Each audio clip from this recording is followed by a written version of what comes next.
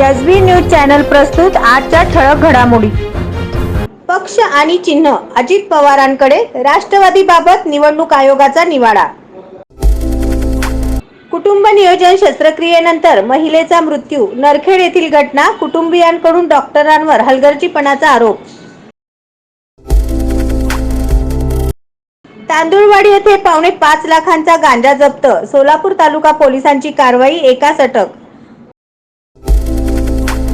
मे अखेर जिल्ह्यातील 232 शिक्षक सेवानिवृत्त, जिल्हा परिषदेकडून यादी तयार, भावी शिक्षकांना जून-जुलैमध्ये नवीन भरतीची आशा। बार्शीत सराफाचे दुकान फोडले, 15 लाख रुपयांच्या सोन्याचे दागिने लांबवले। अखेर मुहूर्त ठरला, 31 ऑगस्टला होणार सोलापूर हैदराबाद पहिले उड्डाण, पीएमओ कार्यालयातून सोलापूर विमानसेवेची तारीख निश्चित। 5000 एसटी बसेस एलपीजीवर धावणार, राज्य महामंडळाची दरवर्षी 234 कोटींची बचत। मुलाची लग्नपत्रिका वाटायला गेलेल्या मातेचा अपघातात मृत्यू, कुंभारी येथील घटना। सोलापूर येथे मालवाहतूक रिक्षा चालकाला अडवून दोघांनी लुटले, रोकड लांबवली।